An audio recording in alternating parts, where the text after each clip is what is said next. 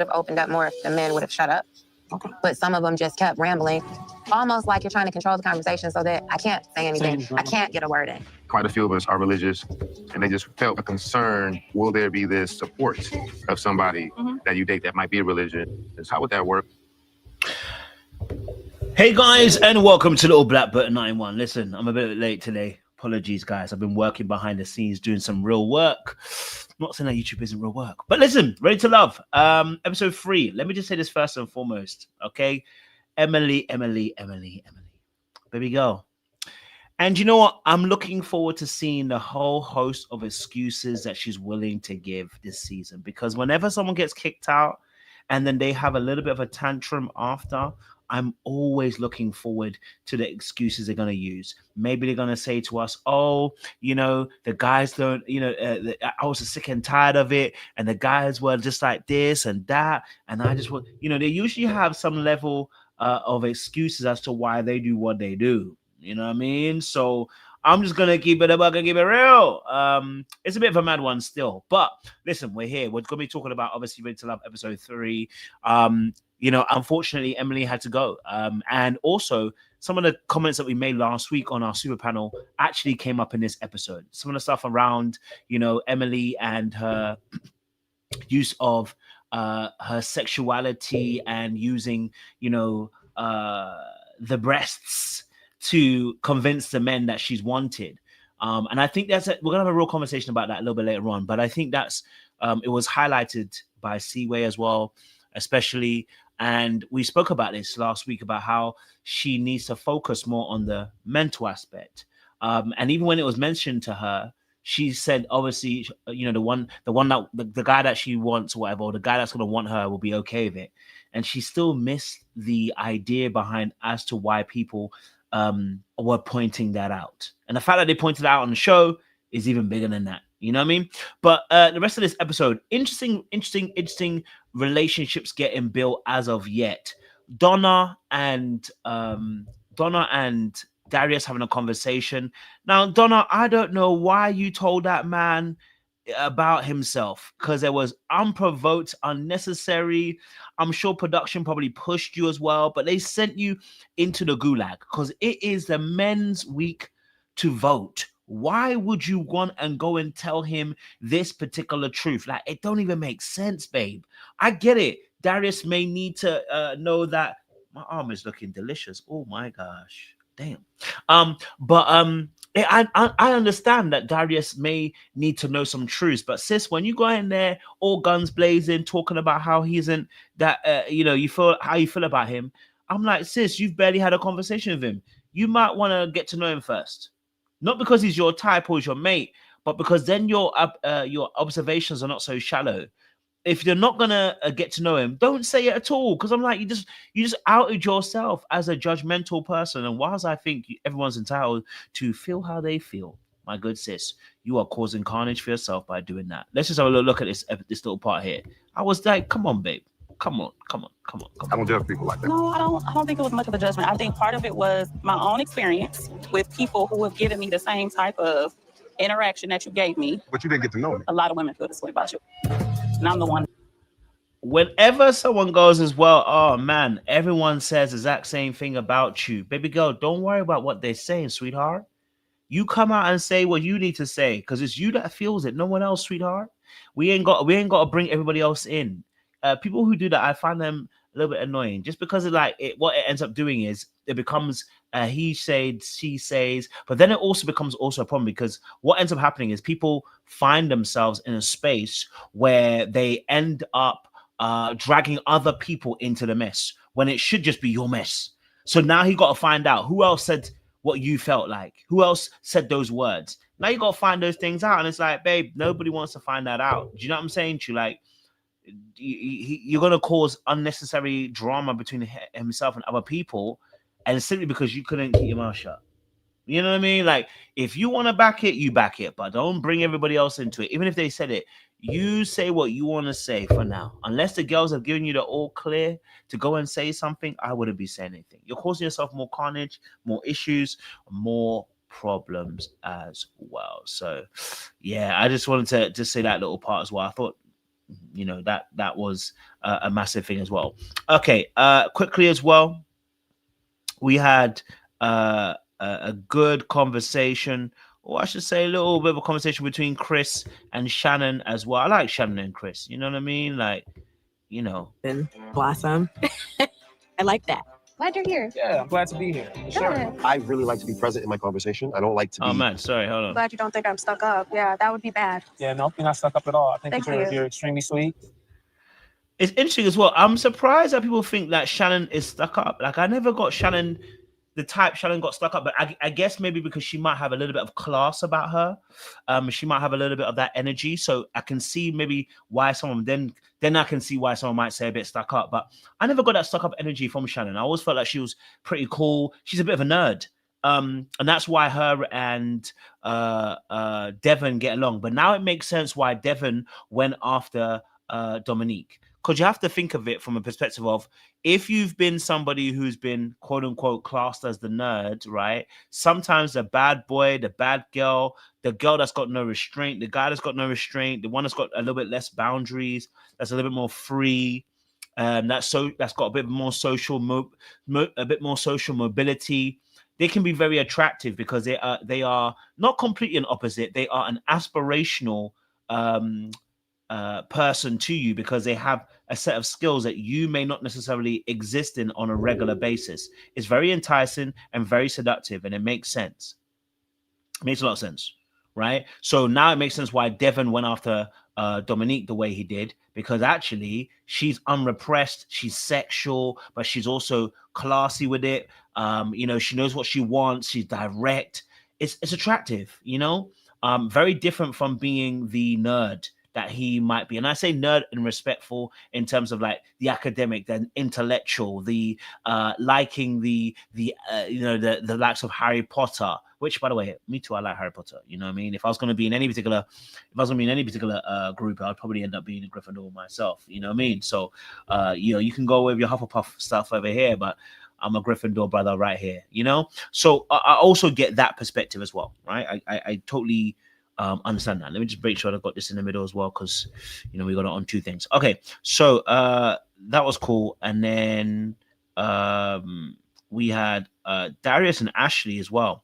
I think I hope Ashley doesn't get twanged. I ain't gonna lie to you, but I might be prejudging Darius a little bit as well. What about you? I know you want some kids. I do. I desire kids. Okay, how many you think? I mean, ideally, like 2 or 3. Okay. Ashley's real fine. I can't lie to you. Ashley is fine. Ashley's beautiful, blood. I don't know what it is about the Ashleys on these shows. I'm sure I'm still beefing the original Ashley. But, you know, the Ashleys are fine. She's a fine woman. All right. Now, she wants 2 or 3 kids. He's already got 4. I said, sis, are you sure? Okay. I don't know how the ages of those children are. So I need to find out how old they are. But my first impression was when I heard that he had 4 kids, and I said, sis, where them 4 kids at? Like, are they, how old are they? You know, we can put as much chinchillas and furs on as we want, but my guy, I want to know where them kids at. That's what I'm trying to find out. Like, where are the kids at? Like, what's going on? What's the age group? So that we can understand, because 4 kids is a lot. Now, they might be grown and old. They might have moved out the house, and actually 4 kids isn't anything. Do you get me? But then if you add her 2 or 3 that she wants, he's already 40. I was like, okay, cool. 2 or 3 kids could she, you know, it might be a tall ask, but okay, I see where we're trying to go, you know. But yeah, Ashley just seems really, really cool. It's interesting because Ashley has 2 sides of her. Very much like similar to what I was saying about Devon wanting somebody who's a bit more unrepressed. I see the same thing with Ashley. Ashley is a very pretty girl, right? But the way she acted with Cardi and to Darius, 2 different things. Like, was really interesting to see another side of her. We see this like chic looking kind of girl here where she's like, I'm just a girl, you know, like I'm a sharpshooter. You know, we ain't like no truth. We know she's passionate about well, she said obviously she's getting flustered talking to him, but then we see a different side to her talking to Cardi, because she got the glasses on when she's talking to Cardi, but she loves the intellectual conversation. I need Cardi, you know. Let me just show you this little part here. Yeah, here we go. Women too. Yeah. Like, it's hard to. I don't know if you ever had an argument and then like if you hold somebody's hand, like you can't argue like that. But I be too mad. I can't hug right in that moment. I don't see too many people being mad at you though. You know. And we suddenly get is kind of like a different energy. Like she's still sweet. She's still that sweet girl. It's just a different energy. And of course, her physical appearance also changed. She put a glass on. She slipped back the hair. You know, she got the black top on. So it's very different to what we see at the ice rink, right? And of course, you know, you change up your style. But I also felt like her energy also was a bit more different. Like, you know, you can see that obviously with her arms folded in that particular position, you know, and kind of just really focused on Cardi in that space. And I sense that she got some level of well, she said it herself, she was mentally stimulated. And my hope is, and I said this before, don't make a dumb decision. My arm is looking, wow, coach, the training is working differently. Don't make a decision on, don't make a decision based on, don't make an incorrect decision. I right now, from what I can see, I don't know, we don't know Darius too well, but right now, Darius and Cardi, they're not the same. And so for me right now, Darius is very much, he's giving, doesn't mean he is. Very much, Darius is giving a cocky, kind of arrogant, kind of flashy individual, right? Versus Cardi, who's a bit more grounded, a bit more chill. And it's like, if you like a mental connection, I don't know if you got that from Darius, but it seems that you got that from Cardi. So when why go to, you know what I mean? So you got to be very careful what you choose. You feel what I'm saying to you? Like, I'd be very careful what I choose in that space. Like, you know, if you desire mental, intellectual stimulation, and someone else isn't giving that to you, but they are flirtatious, fun, which you love being around. You remember a relationship is a marriage is a long relationship. Relationships are over a period of time where you have to build emotional connection. Yeah, let's not go for the vibes. Let's go for the person who's actually stimulating our mind. Do you get me? Yeah, very, very important in that space as well. Okay, another date. I'll come to Dayo in a little bit as well. Okay, Nicole. I want to go to Nicole. Okay, Nicole and Vince is also really cool.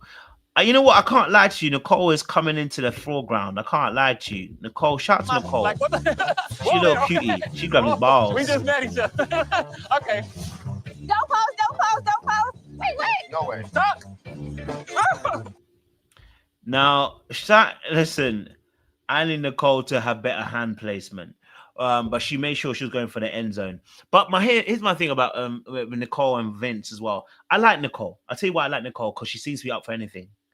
And she's definitely a sweet girl, definitely a very chill girl. She's the kind of girl that, you know what, when you meet and you are a good-hearted person, you want to give her the world. I can't lie to you. The way I was listening to her, watching her conversation with Chris made me open my eyes to her. Like, you know what? Nicole just needs to be loved by the right kind of man.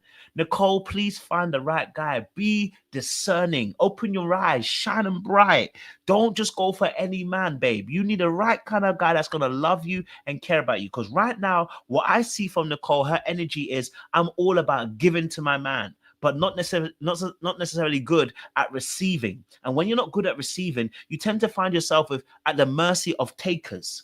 Men that know how to take and drag you. You know what I'm saying to you? So for me right now, I'm loving Nicole's energy. She was vibrant. She was there. She has fun with it. You know, she was willing to go underneath Vince's legs. Now, someone might see that and go, you know, what's so big a deal about that? But the big deal is that she's able to have a laugh at herself.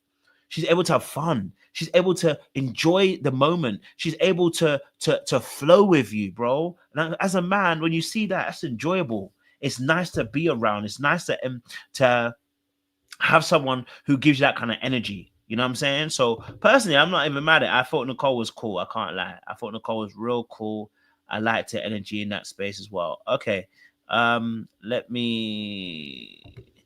talk about Emily and Vince, because they obviously got into some sticky situations.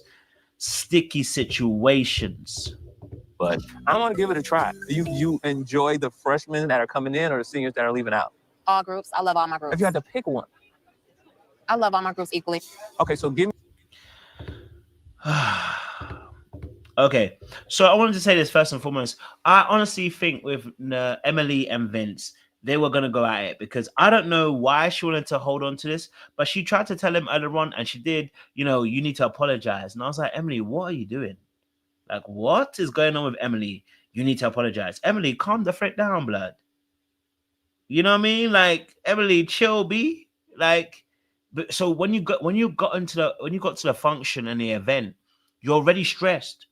You're already stressed, and you're stressing other people out. Your energy's off. Okay, right?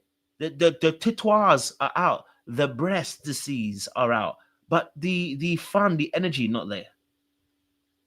Okay, all right. So I was just like, I really wish that I really wish that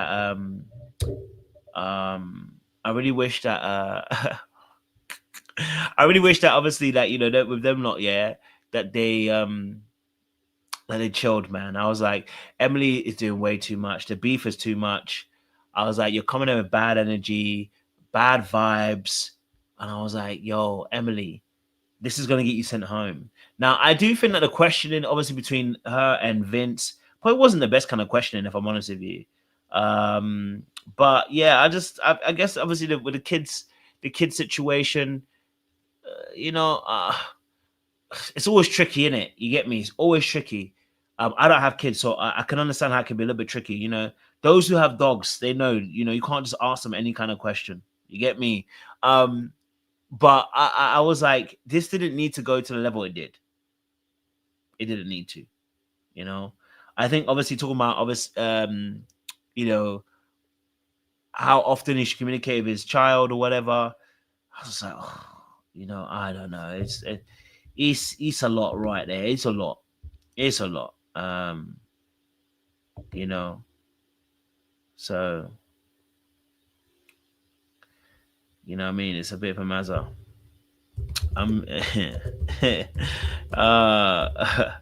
Man, this episode was interesting, man.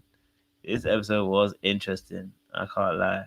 Emily seems to be guarded and a bit unlikable, a bit uncomfortable. Yeah, Emily's abrasive, but Vince has been proven to be abrasive too. They're never gonna get along. Yeah, that's very true.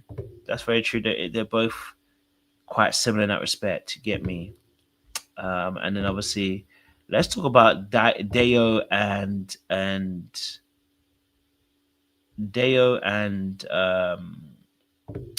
Dominique. Oh, Dominique is fine. My God, Dominique is fine. But let's talk about this. What kind of woman would you be looking for? Obviously, me, because I'm sitting right. I mean, you know what I mean? Enlighten me. God-fearing and spiritual. That's a big thing.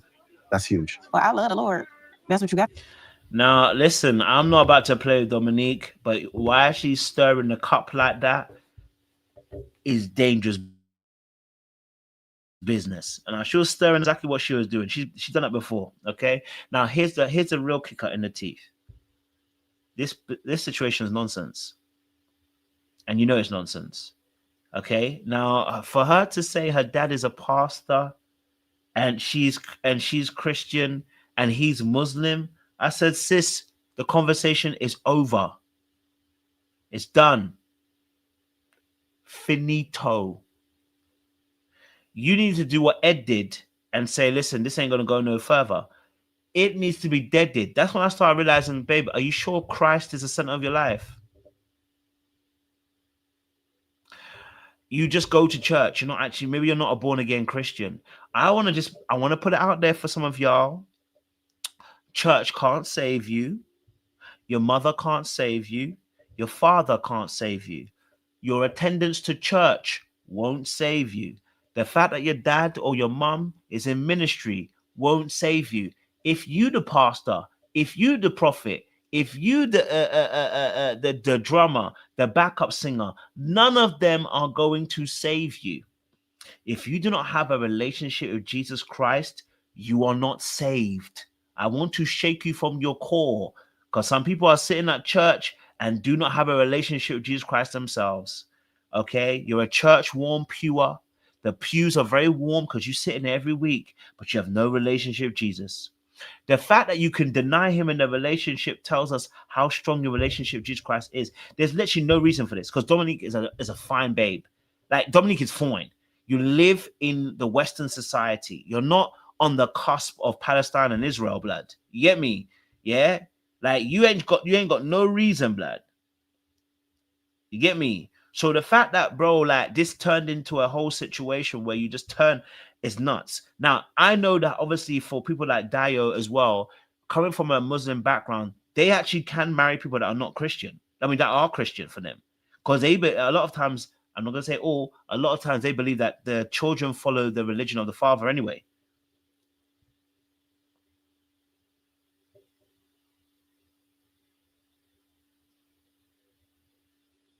You know what I mean? So he's willing to. Okay, he's willing to, but they're actually incompatible. There's actually no way a Muslim man could marry somebody who generally has a relationship with Christ. You'd clash. You'd clash. You'd clash because we don't believe in the same God. They're not the same God. They're not even close. Anybody who believes that doesn't know their faith. Allah is not Jesus. I just want to make it very clear. You know what I mean? You know, like they're not the same. Just in case anybody, I know some people are gonna tell me their mom and the daddy was Muslim, and then I don't care. They are not the same, and they're not comparable. You cannot compare somebody who believes that Jesus Christ is a prophet to somebody who believes that Jesus Christ is God. The two are not the same. Therefore, you are going to be incompatible today, tomorrow, and forevermore. Okay, all right. They're not the same God. I'm sorry to tell you, Jaguar Actual, they're not the same. You cannot compare two things that do not believe the same thing. If Muslims believe, okay, that one is a prophet, which is, listen, that's your prerogative. If they believe that he's a prophet and Christians believe he is a God, they're not even in the same ballpark.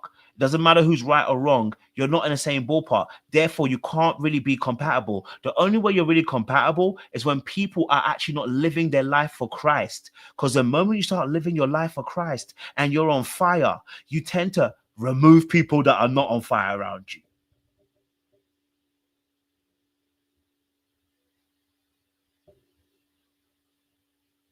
You know what I'm saying to you? So it'd be tight. You know what I mean? It'd be tight. You know, so it'd be tight in that space. Yes, there are Unitarian Christians, I'm very much aware, and they would still disagree with Muslims. That one is not, there's no point even debating that. You're just spinning around it. They still wouldn't believe it. Again, they still wouldn't believe it. Even though they don't believe necessarily in Jesus Christ being quote unquote God, they believe in Unitarianism, they would still disagree with Muslims. They wouldn't agree. So it doesn't work. You know what I mean? Like, it doesn't work when someone really is on fire on their faith to have two different faiths. It doesn't work.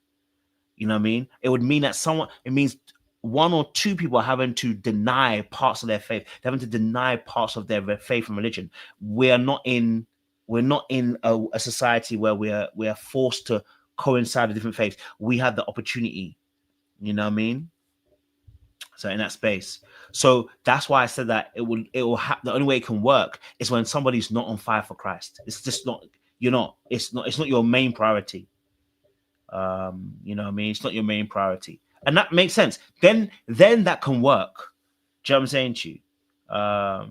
Then that can work. You know what I'm saying to you? Then that can work. So it's really interesting in that particular aspect, in that particular space, as well. So yeah.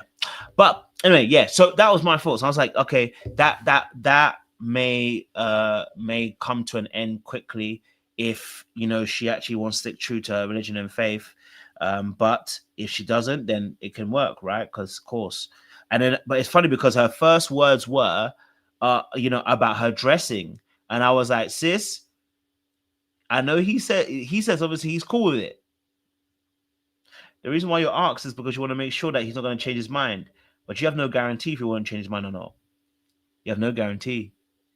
You know what I mean? So this is something you have to discuss firmly and make sure that you guys are in alignment with each other as well, in that space. And that's an interesting perspective. But okay, call Yoli. Let me get my peoples on. And let's have this conversation. You get me? My people, them. Sure, why are you looking like that? You right there, Sean? Yeah, I just don't know why you want to go down this side quest of Christianity versus Islam and compatibility when these people are not even serious. You know, sometimes you gotta You say just it want to for the audience.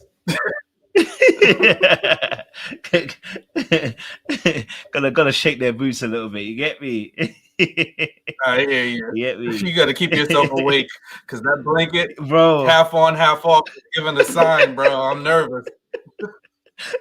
You got an hour and a half out of me, boy.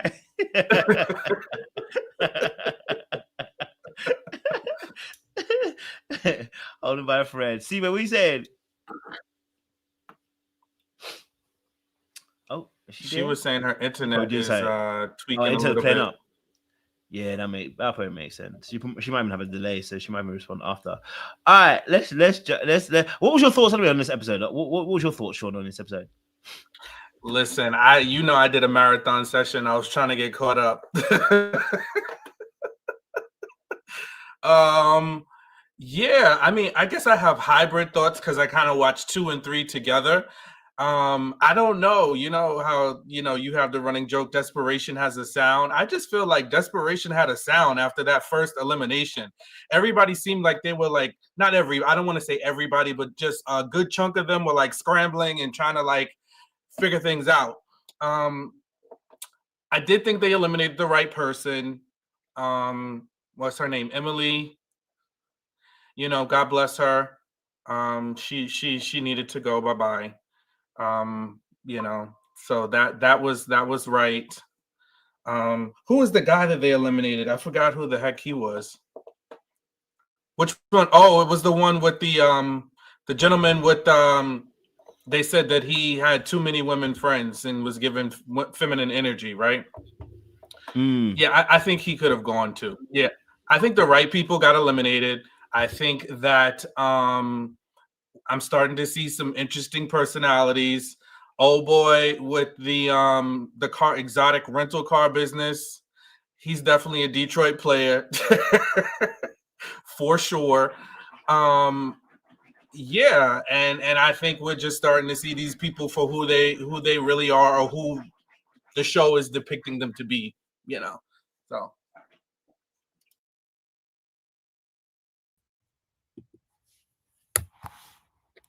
Oh, can y'all hear me? Oh, we can hear you, baby. You look good. Can we back it up? Wow, we need to see your fabulous face. No, we talking about Seaway hates the close angle. Don't scare her off camera, please. She's gonna produce, so just give her angles like Mariah Carey. Thank you. Hey y'all, I'm gonna I had to get out. I backed it up for you, baby. I backed it up. I ain't got my lip gloss. I'm just out here. Hey y'all. What was the question, y'all? Good afternoon. Oh no, we're just asking your thoughts on this episode. Oh, I thought it was good. I thought it was good, and honestly, it went the way I thought it was gonna go. Because the people who were here last episode when it was just me and you, Kojo, what did I say? Who's going home next? You just say yes. Next? And who went home next? Oh, girl, Emily, baby. Poor Emily. Poor Emily. Yeah, but I thought it was a good episode. I love the activities that they had them doing. I thought we had the opportunity to get to know everybody, and I think this is a good group. Welcome to the Midwest. Welcome. I'm glad we're in the Midwest. Welcome. You say we needed that. We needed that. I hear that though. You was right. So okay, let's talk about one of the situations that happened. We did have Emily who was eliminated. So I'll play a little bit of a clip. Because she got sent home, and we'll discuss that because they did give her feedback, and then funny enough, the feedback was similar to what we spoke about last week. There's like a conversational barrier they just felt like they just couldn't get past. There were instances when maybe I could have opened up more if the men would have shut up. Okay. But some of them just kept rambling, almost like you're trying to control the conversation so that I can't say anything. I can't get a word in. Oh, sorry, I've been back up for you, babe. Apologies. Yeah, I ain't gonna lie to you. Okay. Last week I said, Emily, she got a little something about, the little dark horse energy that I can mess with. But once I saw that attitude, all the attraction that I had left my body, bro. Like literally, when I start hearing things like, if the men could just shut up, and that kind of stuff, and I see a lack of accountability, I just, something about me just leaves my body. I just feel like the attraction that I had towards the dark horse suddenly left my body. And then, when they're telling her about, actually, we'll deal with that in a second too, how she dealt with the criticism. How did you guys and ladies feel about how she dealt with the criticism, or at least maybe the feedback that she got at the very end? And did you agree with the feedback as well? Who'd like to take that off first, eh? I'll say I was initially very pleasantly surprised that she asked for the feedback, because I think a lot of times women don't even ask for feedback. So I was like, okay, like this is starting off better than I anticipated. But when she actually got the feedback, she kind of settled into what I think was a very typical defensive response. I don't know how all of her conversations were going, but her one conversation that she did have, he wasn't over talking her. He was trying to get something from her, and she was giving him very dry responses. And so I don't know what other conversations they had off camera, but in that particular conversation that we were able to hear, I didn't see what she was talking about of a man just yapping, and not giving her opportunity to talk. Also, when she was giving the feedback about leading with her titties at her chin, which I said last week was a major problem, she also kind of leaned into that, well, this is just me. I hate that response. When you're saying this is just me, well, then what are you asking for feedback for? You know what I mean? Either you're going to take the feedback or not. I think it is very hard, though, to hear someone say more or less, you're leading with your titties because that's all you have. Because that's pretty much what was said. You're leading with your boobs because you have no personality. That is a tough pill to swallow. So I'm not going to sit here and say she just had to eat that in the moment. But that's the reality. If it's giving beautiful gowns and you have nothing else to offer, and so you just have your titties out, and the men who should be attracted to titties even don't want to see them, because people may think it's just me because I'm a woman and I don't want to see your titties out. But even the men was like, we trying to get to know you and we want you to put your titties away. That says a lot. So I don't know.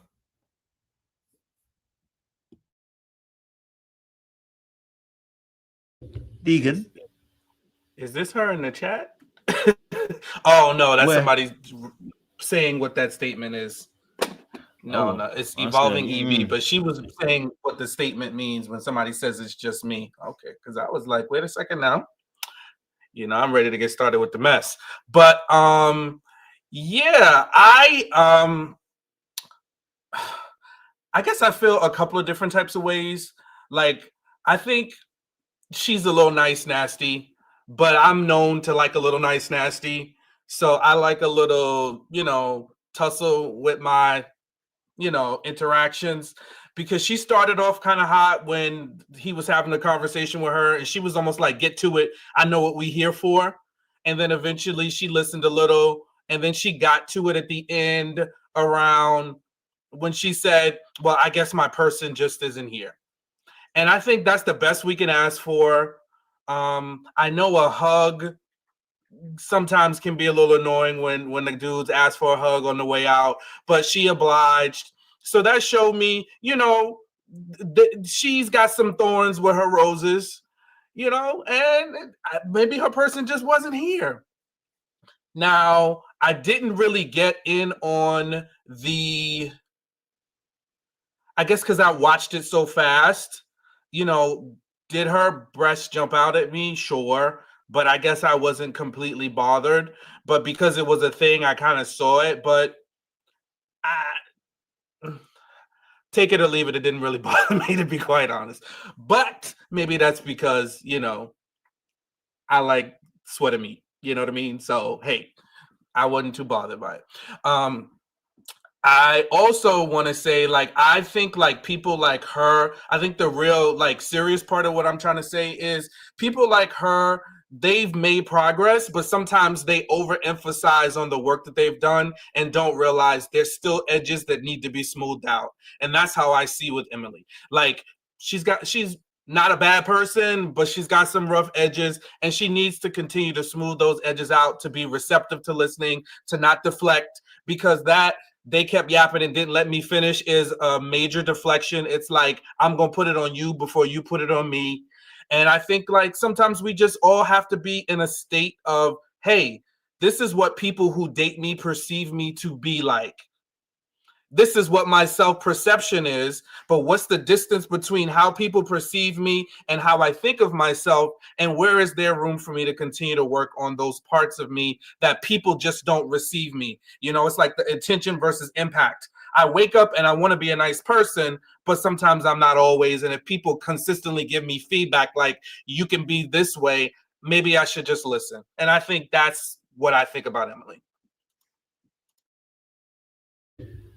Yeah, I mean, listen, I think obviously listening to the feedback by Chris as well. I mean, he didn't just say the airbags, which beautiful airbags, but he also said as well, you know, about the heavy makeup. So he actually gave her more than one. He hit her twice. I'm not like bam, bam. You know what I mean? Like, and I took it as, okay, breasts, heavy makeup. What are we really saying here?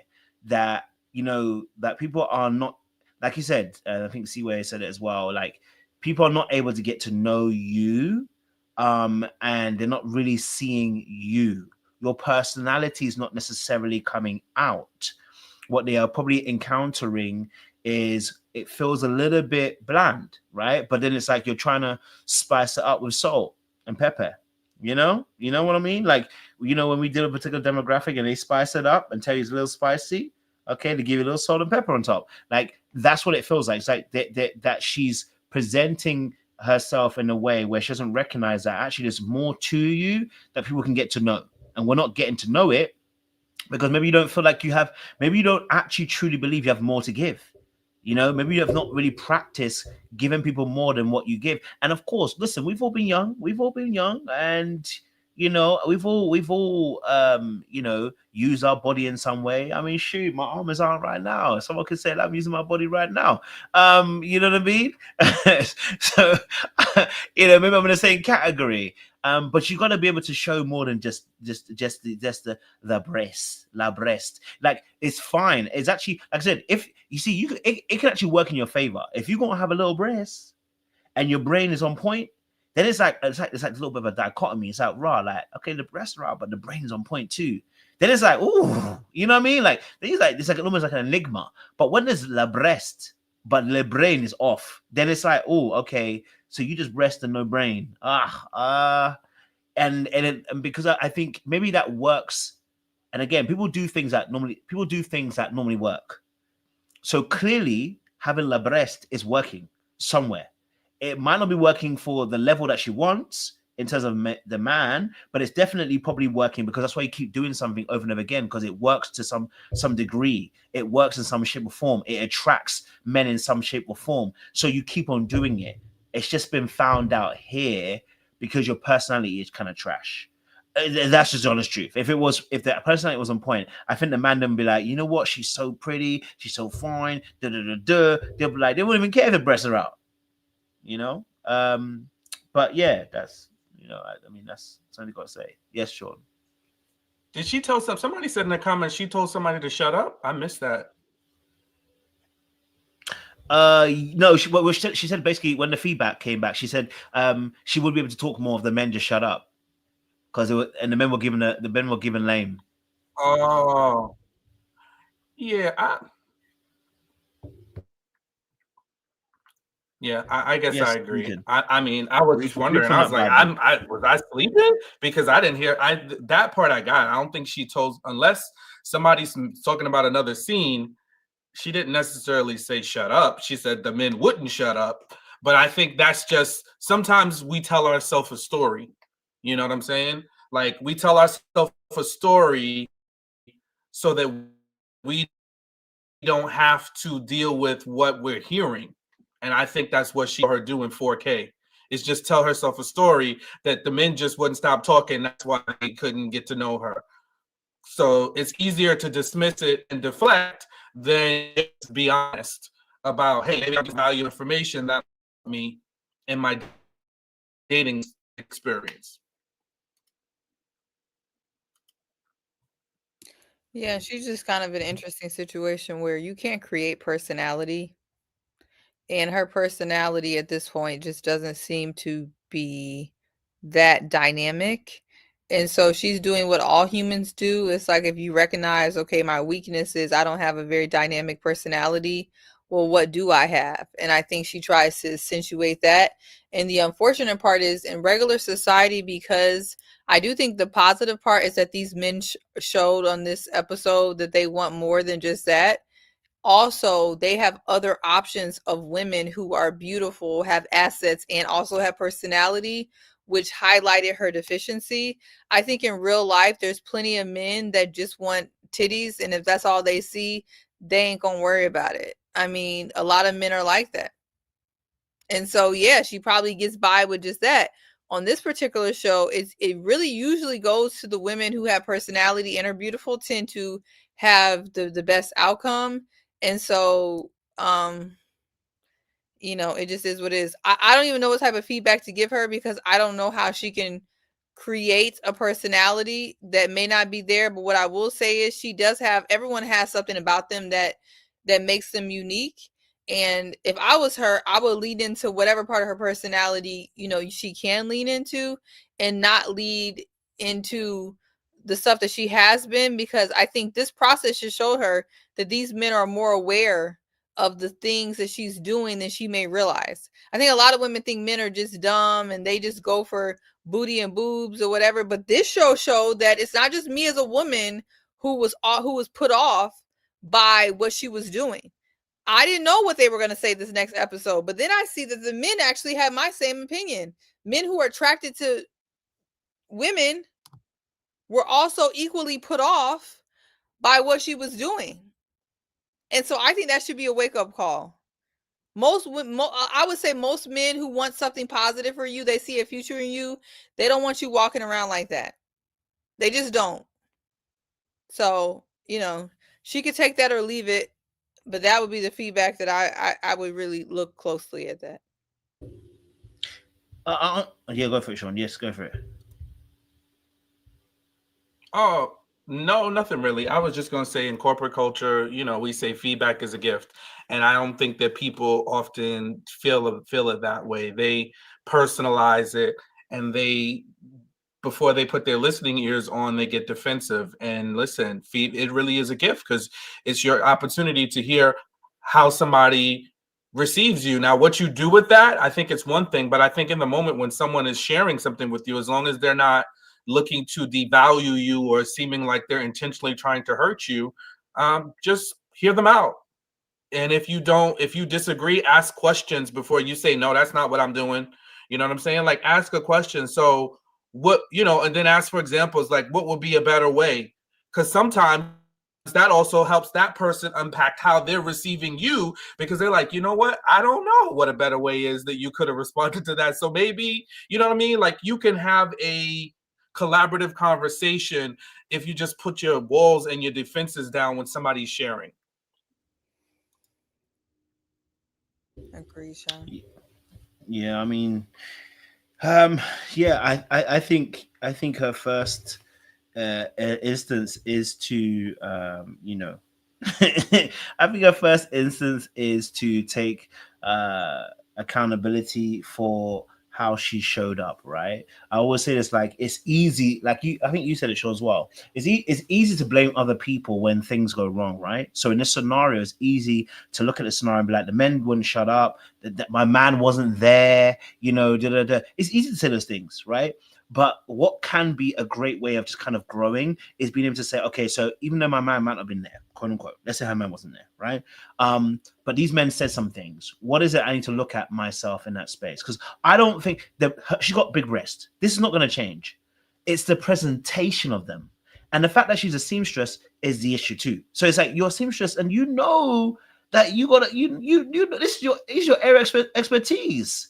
You know what I mean? This is your area of expertise. So like this presentation of the thing, and it's unfortunate we live in a world, and I'm just gonna be real with you, in a patriarchal world where yes, you having big breasts and then putting them on show is going to send the wrong kind of signal. You ain't gonna get away with it, right? It has to be done in a particular way that's tasteful. That's why I said I liked when she had the coat over the shoulders, because it was actually still giving a little bit of dimension where you're not so focused on her chest. But if I'm talking to you and I'm having to intentionally focus because the chest is so much in the frame, then I'm now having to force myself to look this way rather than actually just accepting your beauty. I'm now having to look at you in a more sensual, sexual way. Then this always going to get you a type of man, because a man that likes that, she's right. There's a type of man that likes that, but is that the kind of man that you actually want?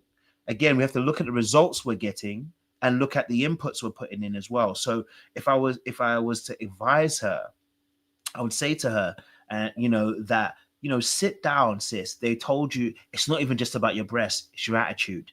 You got feedback. You couldn't take the feedback very well. Your immediate response was to fire back immediately, which means that we struggle with hearing some form of criticism or things that don't fit our narrative, as you said earlier on, Sean, or our framework, which is fine, okay? Which is fine in that particular respect. Because we all struggle with some aspects, but you've got to learn to sit with it and then digest that information. So I hope that she's been able to do that, because the seasons before this, she's not the only one that's done this. And it seems to be a majority of the ladies that crash out early on in the season, when it's like the first 2 or 3 weeks when they crash out early, then they have a reaction like this. And then when you interview them to ask them what's going on, it's like, well, the men did this, and the men, and it's like, look, you just got to focus on you. Your reaction is because of you, and you decided to say what you said in that moment because you felt hurt, and it's okay. Let's embrace that, and let's begin to shift that and begin to move that as well in that particular space. So yeah, that's what I would say when it came to Emily. Before we finish on Emily, there was obviously a scene where she had a conversation with Vince, and it became a sticky point. I just want to get your perspective on that. So let me just quickly play that thing here as well. Okay. Sure, you're giving everybody a fair chance. Emily, she's kind of aloof. I don't really know much about her. I just know that she likes to show her assets. But I'm going to give it He kind of pointed out, but they had an argument about the kids and, should he call his daughter like once a week or whatever it was, etc. I want to get your thoughts on this aspect. Sean, the argument between Vincent and Emily, how did you perceive that situation?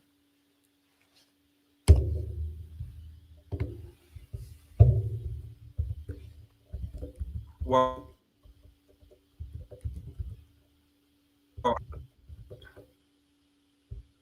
is Sean breaking up? Yeah, he definitely I totally breaking forgot up. about that argument. But yeah, hearing it back,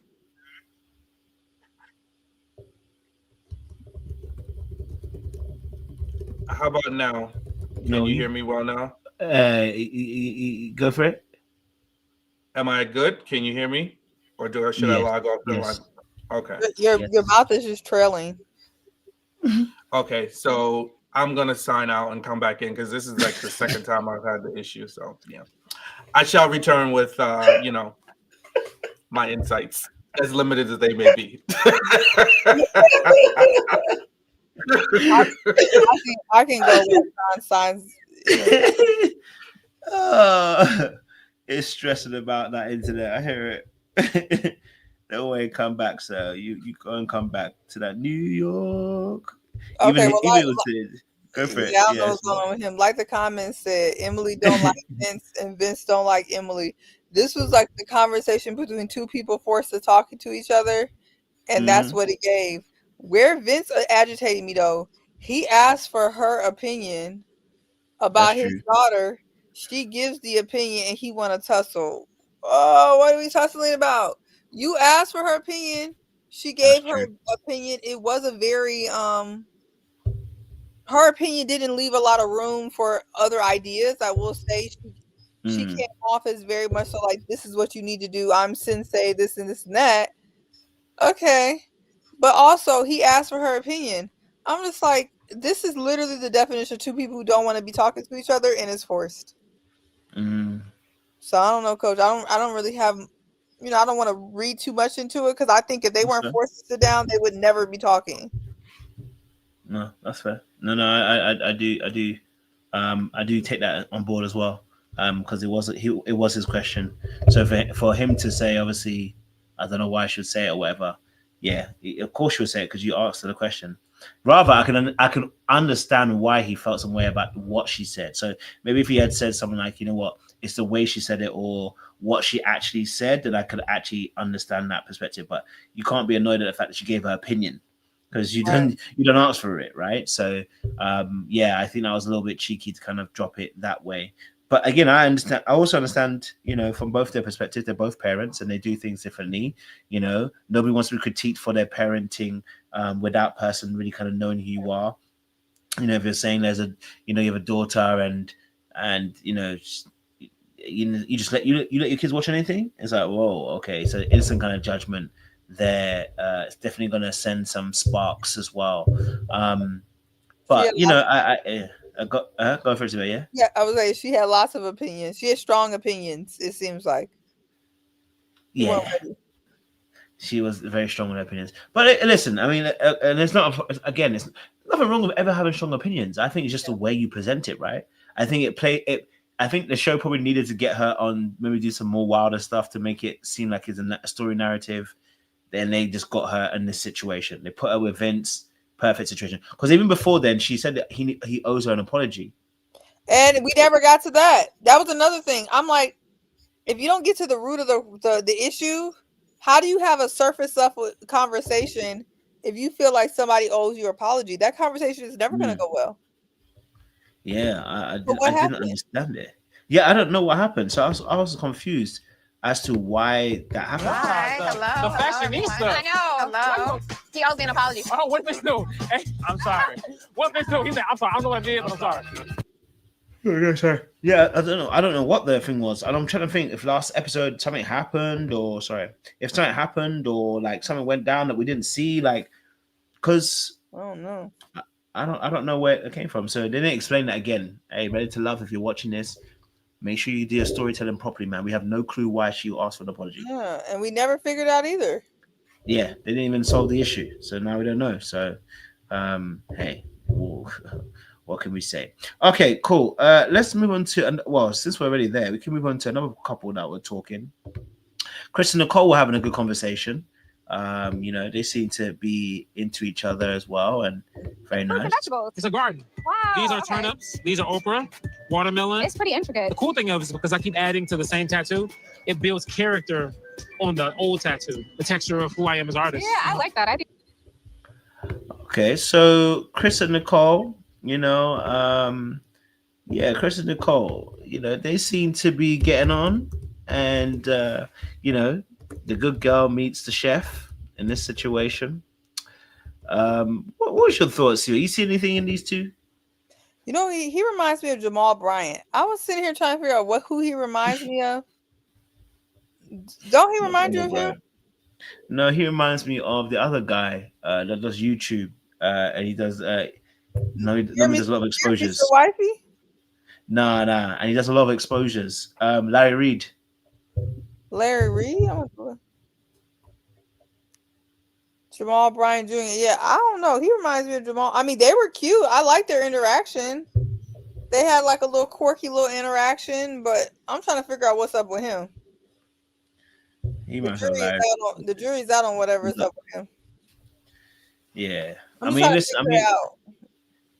the thing is, I mean, so you don't name every ball man. Someone said not Larry Reid. Yeah, I mean, he does remind me of Larry Reid. But in terms of look, nothing else. But yeah, no, I think yeah, because watching him and Nicole kind of interact, it's interesting. I saw the same thing when he interacted with Shannon as well. He he keeps a very good, respectful distance, and I'm not sure if that's good or bad. He keeps a respectful distance, I normally see, and I don't know if that of course it's respectful, but I wonder if that also is a signal that he actually doesn't like people like that. Do you know what I mean? Like even with Nicole, I know Nicole was touching him, so it's slightly different. She closed the distance, but he always seems to keep a respectful distance. And I don't know, maybe just my brain just kind of just jump into conclusions already straight away. But I'm like, I don't know. Does he still surface? Yeah, do you know what I mean? How deep does he really get? Do you know what I mean? And is that one of the ways that helps him to kind of keep, I guess, some distance, but emotional distance, but also staying physically distant? You know what I mean? Not ever closing that gap with people. So, but that's just something I've just observed. Doesn't mean necessarily that's actually anything true. It's too early to say, and there hasn't been any crazy things that he's done. But whenever he says he likes somebody, there seems to be a distance between himself and the other person. So it feels weird. In that space as well. So yeah, just interesting. Yeah, well, Sean's thing is still spinning, boy. I hope he's gonna be okay. Show me my eye. We got Sean back. All right. Can you hear me now? We can indeed. You know who old boy looks like? Wood Harris, the actor Wood Harris. Wood Harris. If you Google his picture, I'm telling you, he's a dead ringer for Wood Harris. Let me see. Wood Harris. Let me see. Wood Harris. Find out who Wood Harris is. Let's see if he looks anything like this person. I can see what he's saying with Wood Harris. I can see what he's saying. Yeah, I can give you that. I can see why you go for Wood Harris. I was like, he reminds me of an actor. Then I had to like Google. I was like, yeah, it's Wood Harris. Someone said at this point, it looks like you. Now, sunflower power, don't you?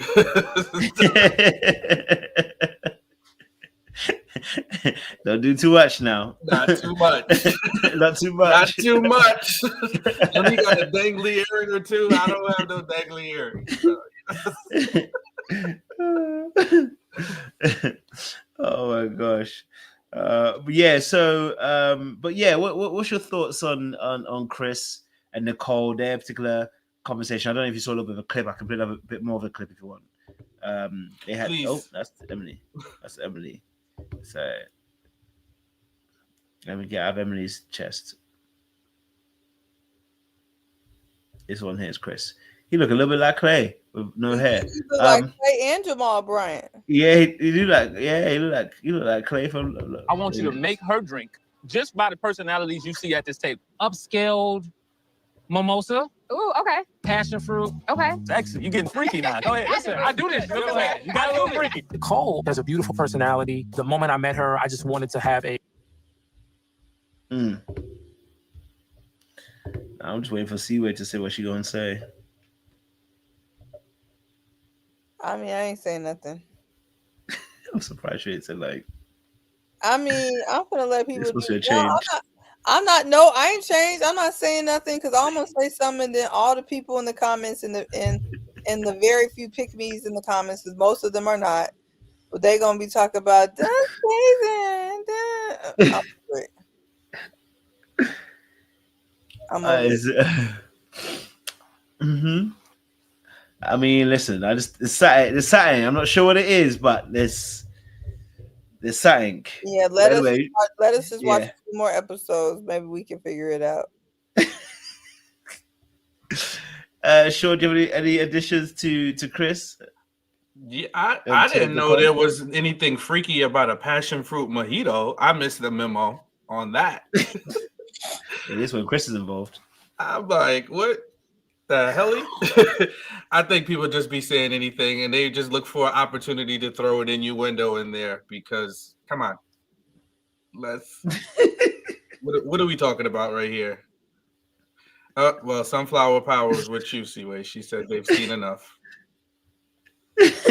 Yeah. So I don't know. I mean, I didn't see any tension, so maybe I probably need to go back and rewatch episode 3. I don't know what I've seen. I'm just confused. So, like I said, it's a couple of them I gotta watch, just so we can get to know them a little better. I'm just saying, you know what you saw. I just want to get to know them a little better. Me too. I want to get to know them. I'm just saying, there's something not quite right with a couple of them. Well, the thing I will say is he is a little odd because he was talking to that I forget which woman it was. Was it Donna or Dominique? I don't have their names down back just yet. Donna. Yeah, and he was just having this weird conversation about, I want to know, should I get my outfit pressed? So I'm like, bro, like, are you focused on the right things? Are you just trying to stay around? Is this Hunger Games for you? It's like, why are you asking a woman who you're supposed to be getting to know in court?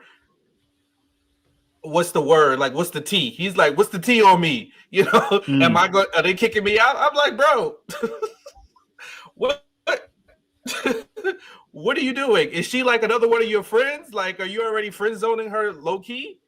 Because shouldn't you be trying to get to know her versus asking her overtly, like, are they kicking me out?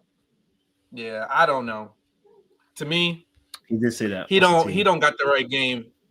Yeah. No, we know why. Okay, let's move it on. Let's move it on. Let's move it on to obviously we had Darius confronted by Donna. Donna confronted Darius, and didn't necessarily go as well.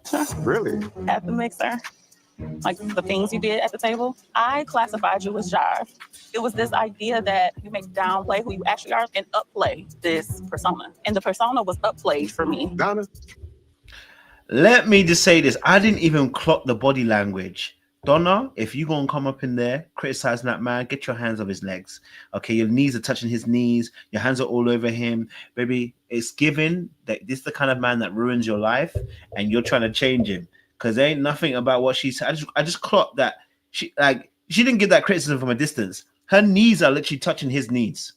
Her hand is all over his arm. And you're saying, you know, I just feel like, you know, and, you know, you remind me of some of my part. Basically, you're telling me he reminds you of some of the man them that have played you like a fiddle. Okay. All right. Sis, I'm going to need you to leave it alone. Okay. Because you're out here telling us about how, you know, that all the ladies are saying the exact same thing. And I'm like, I don't know what lady said it, bro. So what's your thoughts on that Darius and Donna's interaction? How did you guys see it? Because that's what I thought. I saw her. I think she likes him, and she don't like the fact that she likes him. I think because that scene I did pay attention to. I probably watched it twice because I was confused at first, and because it was like she liked him because the body language, to your point. And I think what she was doing is, you know, on TikTok, the women, they have this thing called, I'm going to hold your hand with a napkin in between while I share this information with you. So I think she was kind of low-key doing that a little bit. Like, I'm going to hold your hand, brother. I'm going to put my hand on your knee while I tell you about you. And I just think, you know, like, I just think it was poor timing. Like, it definitely was two things can be true. This whole scene, that's the whole thing. I was like, two things can be true. Because quite literally, I kind of think Donna ate him up a little bit, but it just was not the time to do that. Like, you should get to know him before, like, you have to earn the right for somebody to take that kind of level of feedback that you're giving. Like, she just pretty much said, you fake, you know, you're faking and you're scared to show your real self, and you hide behind the veneer of all the things. I think it's kind of true, though. I think it's kind of true. Meanwhile, bro was decked out in Burberry from head to toe, to sock to neck, with a gold chain to match. You know what I'm saying? It does kind of give a little bit of, I use my things to shield from who I really am.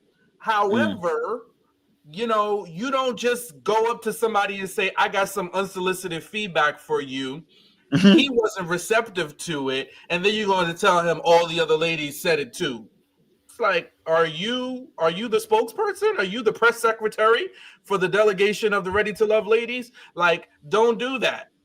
You know? So I think Donna got a humbling, but I do think there was some blessing in that message because it kind of seemed like she nailed a couple of points that's just how he shows up a little bit, you know, and no offense, but I just feel like he's a little bit on the showy side for sure. And then adding to that, the exotic car rental profession of it all, you know, that's what I think. That's all right. That's a fair play. That's a fair instance. See where you there? I done scrape my shoulder, boy. I'm gonna dry up in here. Okay, see we're not there. Okay. But yeah, no, I definitely hear what you're saying, bro. I think, you know, there can be some truth to it. I just felt like, you know what it was? It's timing. Everything's timing. I think by her going to him and saying these things without necessarily getting to know him more, I feel like she did herself a disservice. Then it sounds very harsh and critical when actually nothing's been shown to be that he is those things. But I get why she would try to challenge those things. I get why she might have felt some type of way about those things. You know, and it makes sense. But the reality of the situation is, right? The reality of the situation is that in these aspects, you've got to make sure that what you want to get across isn't going to be taken the worst way, and it gets taken the worst way in this scenario because of the fact that it's so early, and number two, she wasn't trying to get to know him more. To like, hey, this is my original thought process, but I want to get to know you more. We didn't see that. It might be that she did, but we didn't see it. All we saw was, hey, you know, you rubbed me up the wrong way the last time. I want to let you know that, you know, you're this and that. And it's like, it just feels like you almost kind of just, you know, just kind of just lambasting somebody. And really we should be able to we should be looking to be curious about them if we like them or we're trying to get to know them more. And it was clear by the way her body language was, it seemed like you were really into this guy, you know, at least attractive wise. Yeah. Let's go for it, Siway. Yeah, sorry about that. Yeah, I think it was one of those things where two things could be true. She could be 100% right about what she was reading from him, and I personally feel like he was trying to deflect from that aspect. I think she may have read him pretty closely to some of what he got going on. But I think the problem is when you're trying to read people, but when you lack self-awareness. That was my issue. You're reading him, but you don't realize that one, that's not your place. Two, you're coming off very off-putting. Three, you're awkward and kind of odd yourself. You got a lot going on. If you really didn't like somebody early on, you just say, you know what, from what I'm seeing, I'm not sure we have a connection. There's no investment that you have to sit here and tell him what you think about him and then try to speak for other people. Talk about, I'm going to be the one to tell you. No one asked you to do that. Her personality is not my cup of tea. I'm not going to lie. But I still think she read him right. I definitely feel like a lot of things that she said about him we're going to see later. But yeah, I think she just doesn't realize. She did realize later. She said, okay, he said I was being judgmental. You know what? After thinking about it, I was. Okay, well, I'm glad she came along to that. But it's beyond just being judgmental. It's the fact that she thought that was her place. I have, if I'm not invested in you, I have no reason to sit here and give you a 4-page letter on what's wrong with you. I don't care. So, thought it was odd. So, yeah, go for sure. Yeah, and I think it was a humbling moment that sometimes we need. That's why she wound up in the bottom. You know what I mean? Because sometimes you just get overly eager. You know, you get overly carried away with yourself. A producer maybe handed her a note and was like, "Hey, say this." And she said, "Oh, I'm the one to execute this message." And she found out real quick. She effed around and found out. This ain't the time, sis. You know, like, this is too soon. This is too soon. You ain't even had a one-on-one with this guy. You already telling him about himself. Like, I probably would have been a little bit like, I would have just listened to her and looked at her blankly, because we barely had a date one-on-one, and you gonna tell me about me? I'm like, okay, thank you for your feedback. She lucky she didn't go home for that. I was like, girl, what strategy do you have? Yeah, because I was like, did you forget? Like, there's a chopping block. Like, this ain't the time to be offending folk. You know, like, hold off. Let him have an investment in you and maybe like you before you get to, telling him about him. So, because I could imagine, like, if she'd have said that to me, I'd be like, okay, thank you for your feedback. I'm gonna put that in the collection bin, and we're gonna keep it moving. But I think what have probably had me maybe not be so spicy with my response, if she had her hand on my knee like that, I'm capping. Put the caps on for myself, because if she had her hand on my knee like that, I probably would have folded. Call me Kalani. I would have folded. Be strong, Sean. What is you doing? I don't know. I'm waffling. I'm twerking on the fence. JJ. Yeah, you been waffling all Save me, Jay. Because I'm flip-flopping. Well, Sean is twerking on the fence. He was copping please for Emily. Now he copping please for Miss Donna. I don't know what's going on. I mean, I get where Sean coming from with the need. She's trying to make it a soft blow. However, it's that face scrunched up, Jay. I mean, it's fine. She make faces the whole time, so I can't do nothing with her and them faces. However, it's fine to tell a person how you feel and all, but when you be trying to group everybody into it and say this is how the collective feel, just hush. Just hush, because you really don't know. And don't get me wrong, you might be talking to the girls in the background and all this stuff like that, but they might be keeping some of their cards close to their chest. They might be playing you in the end. So you should just hush. You can tell him how you feel that, maybe y'all first interaction didn't go well or whatnot and stuff. And it was funny to me, even though we getting on Donna, but how he was sitting there saying that we didn't have an interaction in the first place for you to be judging from. Like, sir, no, we didn't have an interaction because you're too busy talking to everybody else. Hence why I am telling you this right now. She would have been better off just staying right there. Like, yeah, I was trying to have an interaction with you, but you were trying to interact with everybody else while we were talking, because we see in the playback and they were having an interaction until he started trying to be, hi, my name is, to everybody. That was hella rude. So for him to be like, we ain't had nothing to judge off of, it's like, no, we did. You just don't remember because you was too busy talking to everybody. However, sis, keep your judgment to self. Don't group everybody up in there. Because at the end of the day, half of these ladies ain't even your friends. So don't be speaking for these people. You don't even know these people. Just go on. Tell them how you feel about your first interaction and just keep it pushing.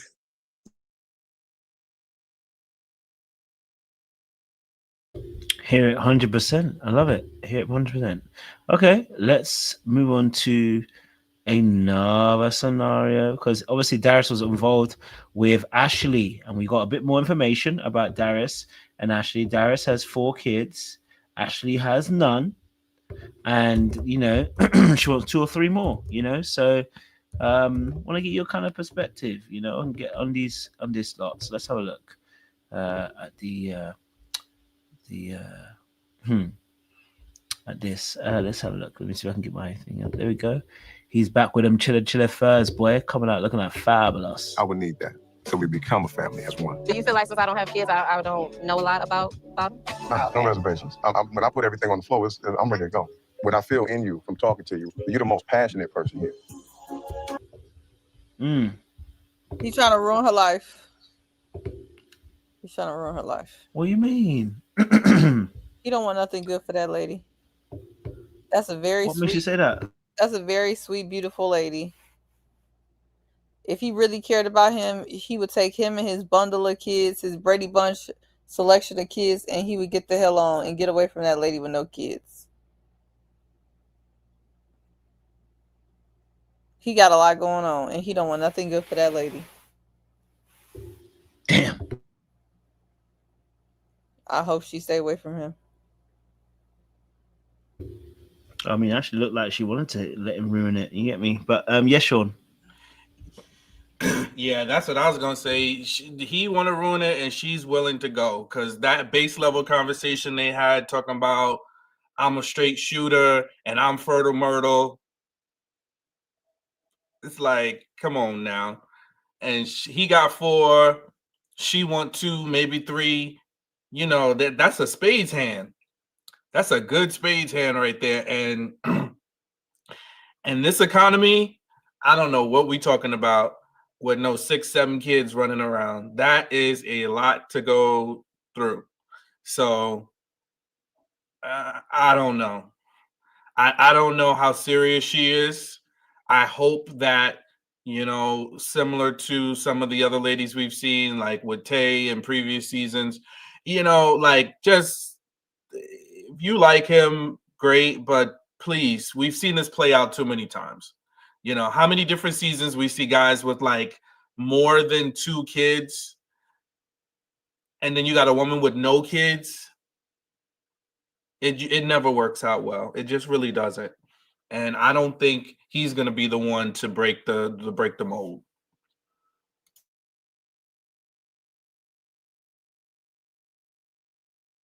Oh, I guess it's my turn. I ain't gonna even hold y'all. I ain't pay much attention to this conversation outside of the fact that he was saying that he got 4 kids and she had none. And then I was just like, we're kind of done at this point. I probably checked out. I'm with the consensus on this one.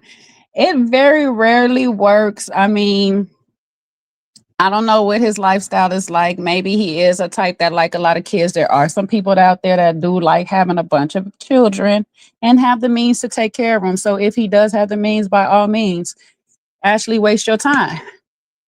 Cause you gotta figure out if he gonna fit in that time frame of when you're trying to have all these kids or whatever and stuff like that. But if not, and you want to have a first with somebody, please just continue to move on. Now, she could be just being polite because she's trying to keep these votes going and all this stuff like that. I'm not mad at her, but I hope that she's just in the back of her mind, just weighing all her pros and cons with every single person and make a rash decision. I really like Ashley. She seemed pretty level-headed, so we're going to see how it goes as we move forward.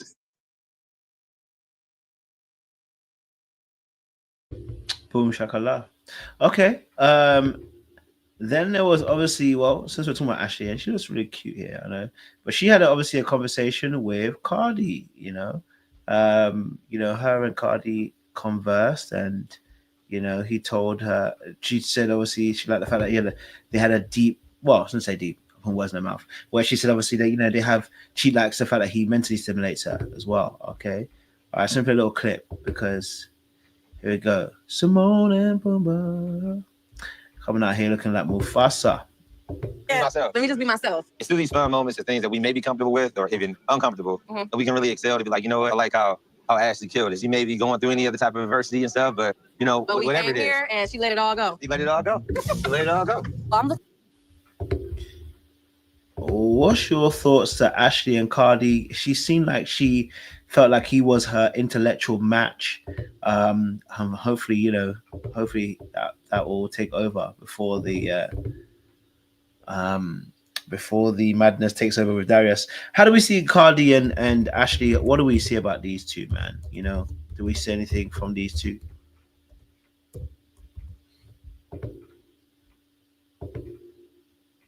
Friendship? Friendship, okay. Not the friendship. Why are we saying friendship? I wasn't getting, I don't know, maybe it's just me, but I wasn't seeing too much romantic. I do see Cardi being relaxed in this moment. It's probably because there's no pressure or whatnot. He may be slightly interested in her. She is a very beautiful woman, but I don't know if it's like an all around mutual connection going both ways. So that's why I'm just saying, like, at this point, friendship is just enough to like make conversation, open up, get to know each other, make sure we still good, not on the chopping block.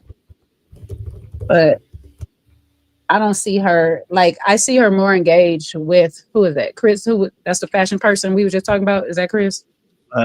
Darius. Darius. Yeah, I see her more like engaged with him than I did with Cardi, but maybe that's just me.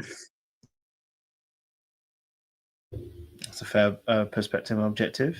You know what I mean? I thought they were emotionally connecting, but hey, you're probably right. They probably have more of a friendship, so I can't be mad at that. Sean, any thoughts to these two? You can go, Sean.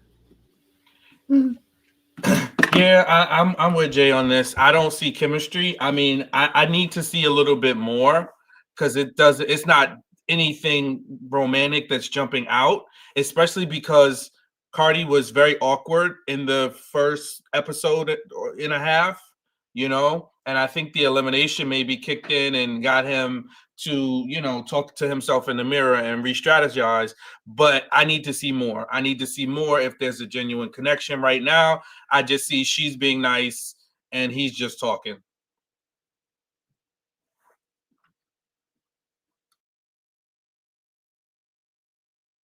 Yeah,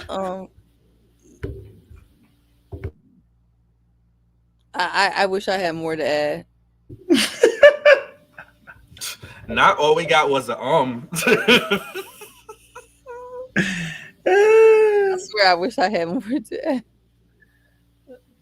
I mean, listen, hey, I mean, I think, you know, I think when you compare her interaction with Cardi, when you compare it to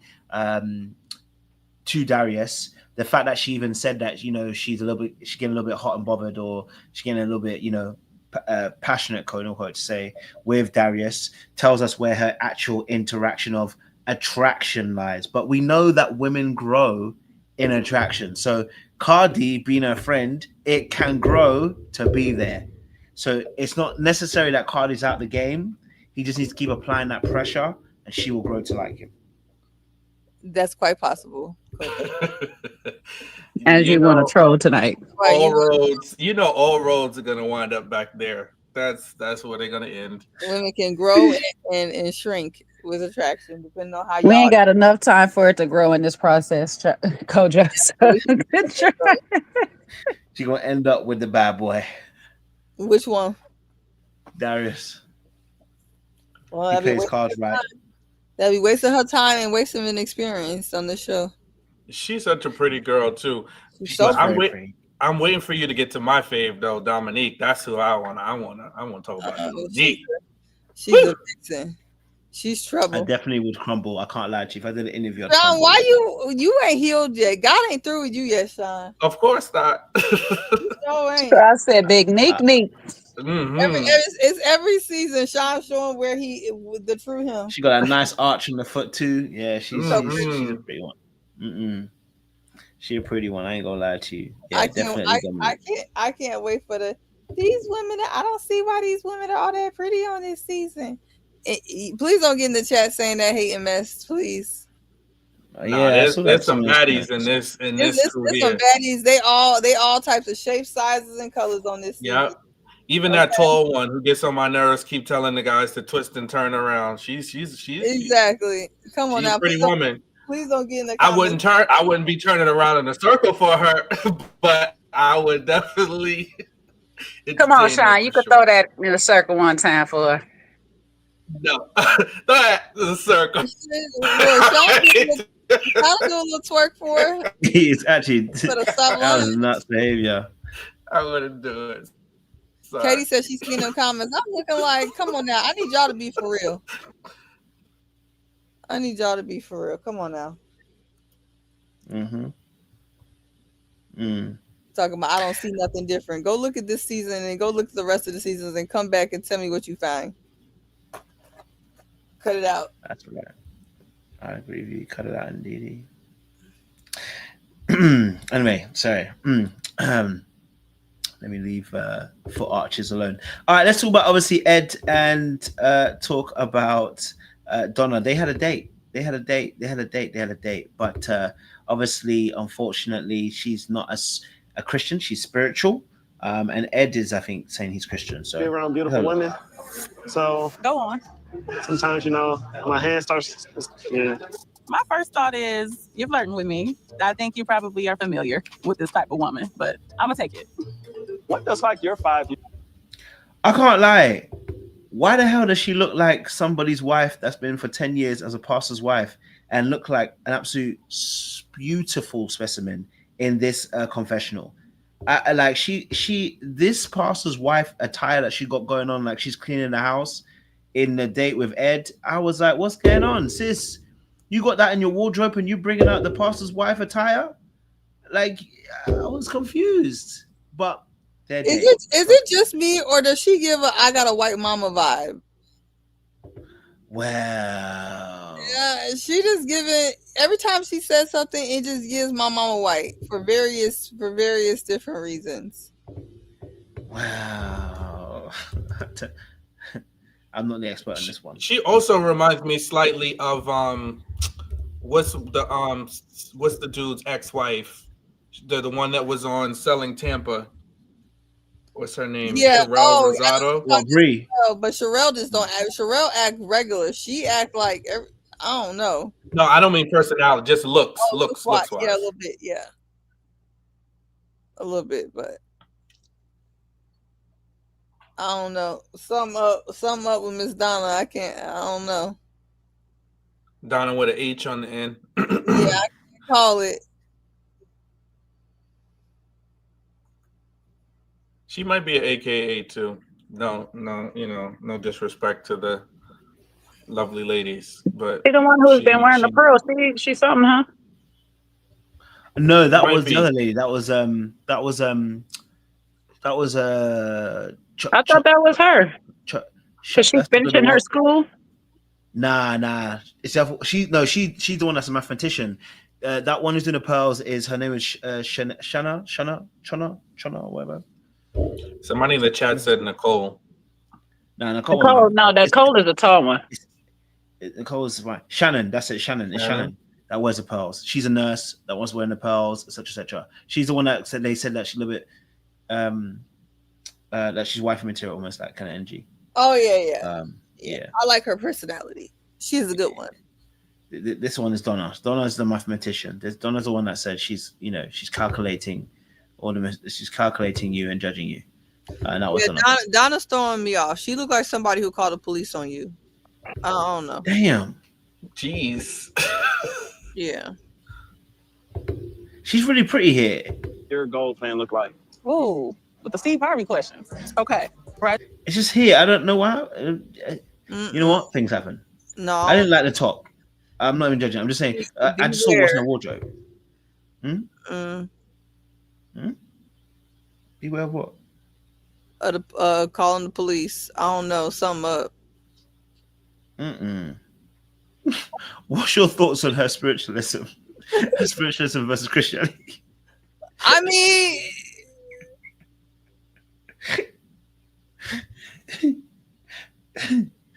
it tracks for the vibe that she gives. It tracks. Okay. I wasn't surprised. She said we could do everything in her house. We could be Muslim, Christian, Jewish. We could speak to the pebbles. We can do a seance. We can meditate. Whatever you want to do. She cool with it. She odd. Yes, another round. See what's killing me. I guess she ain't giving first lady, huh? At this point, not a no black she first. Not first lady of no black church. Hey, she said she's gonna keep her religion options open. Good luck to her. Good luck to her, because I feel like people that are hard founded in their religion, it's gonna be a hard battle. It's gonna be hard, especially if you have one that it has like opposing views from which you're used to. I know she likes to say that she's kind of open and she's okay and you can do whatever you want. That's a tough battle to live in a household, and then to think to have to raise kids in such a dynamic or whatever, because it's like, okay, so you get a Jew, so you get a Muslim, so you get a Buddhist. Like, how does that work? Because if you don't understand it, what are you going to do with it? How are you not going to offend somebody's religion from time to time if you don't even know about it? So, I mean, unless she's well versed in all religion and she just haven't landed in her particular one because she's researching them all. I just don't see her having a successful relationship being as open and dating possibly somebody that is fixed in their religion.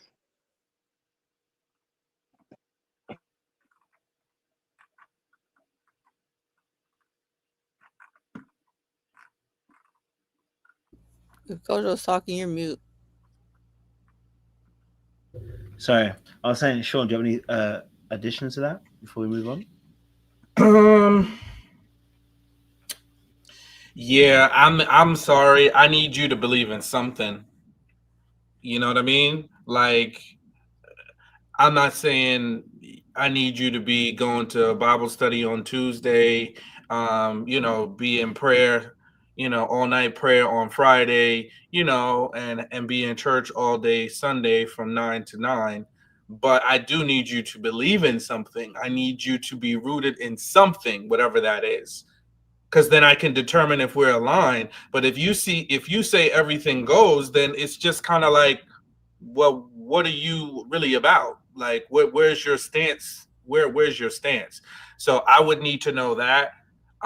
Those types of answers probably would have me kind of like, oh, okay, we're not a match, because you can't be all everything goes. I need you to have this is my primary belief. I believe in this. I don't believe in that. So that's kind of where I stand on with that. He's loud and clear. All right, let's shift it to another couple. You know what I mean? Oh, my internet want to play up. Okay, let's shift it to another couple. Okay, because baby, it ain't easy, not too bad. All right, let me get Shannon and Devon, because they had a little conversation before I go to my last couple, Devon and Dio and Augustus. Let's talk about the fact we have two nerds, and I love nerds. I think they're amazing. You know what I mean? I think this could work. If someone stays in their lane, because I don't think Devon's gonna stay in your lane. Devon wants himself a baddie. Tastes bitter. It's a sort of specific taste only to beer. I want you to try it. You want me to try I want it? to be the first that you experience this with. Oh my gosh. Okay. It smells good. Okay, that's a good step. She got them pearls on. Like, I know it's part of the sorority, so I've been told several times it's part of the sorority. I just think it's a little bit dated, but it's a different culture for me, so I have to learn to understand that. But I still think it's a little bit dated. It's giving grandma. I'm gonna need them to release it, but that's my perspective. You may have a different perspective. You may see it differently. What are we thinking about the fact that Devon and Shannon, they had a little bit of a quirky kind of conversation. They had a conversation about Harry Potter. Hey, Harry Potter, you get the right kind of girl, right kind of guy. It's kind of sexy. Okay, talking about Gryffindor and Hufflepuff. Oh my guy, you know what I mean? But how did you guys see these two and their interaction, Devon and also Shannon? Could this be something? Could this be something forming now? With Devon and Shannon. I know that Devon already made a move on Dominique, so I think he likes a little bit of a baddie, Devon. But I wonder if he's actually collecting baddies in real life. Maybe actually Shannon's more his type of woman that actually come towards him. Sometimes you gotta recognize your league that you're in. You know what I mean? What's thoughts? Yes.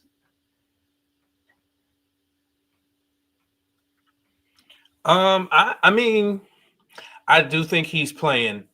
I do see that. Like, I don't know if I guess my early assessment is he's not serious about her. I think she's beautiful. I think she's like has a natural beauty to her. So I hope he's not playing, but it looks that way. Like he's just being flirtatious. He's just trying to see where her boundaries are, maybe. But this little geeking out he's doing, I don't know. I'm not buying it just yet. You're not buying the Harry Potter flirtations. Nah, then he trying to shove beer down her throat. You know, it's like, come on, bro. What are we doing? Pick a lane. Maybe he's trying to perform a little magic. Okay. Bilbo Baggins. Technically, Bilbo Baggins is actually the Hobbit, but no way. Oh, and that from Harry Potter? And didn't they offshoot from that? That's two separate things. You see, that's how you gonna get found out. And now you ain't could gonna have have swore no that was special Lord of the time. Rings, but carry on. You're right. Look, It's even Lord of the Rings. I'm not the expert. All that anime, Harry Potter, Lord of the And that's Rings. how you gonna miss out on a little special time. That's what I'm trying to tell you. You better know your peoples.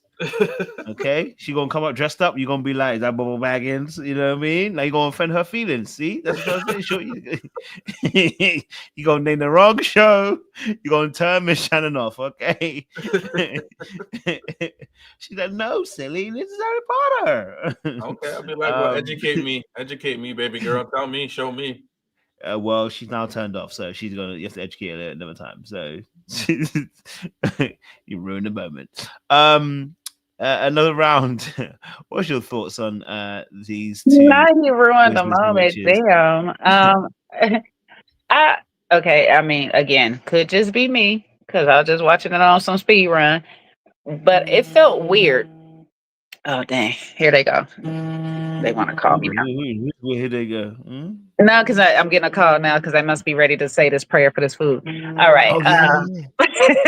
So I gotta go to bless this food. Anyway, I just felt weird because I was just like, though she is picking up on his quirky side, I was like, is he into you though? Like like giving vibes like you're into him about being quirky or whatever, but it just sounded like he was just being friendly. I feel like he's just sold on Dominique right now and he's not really trying to budge anywhere else or whatnot, and he's just being cordial with everybody else because I wasn't getting the energy reciprocated back from him. I don't know, but that was just me. Oh, okay. I gotta go, y'all. Y'all have a great night. Love y'all.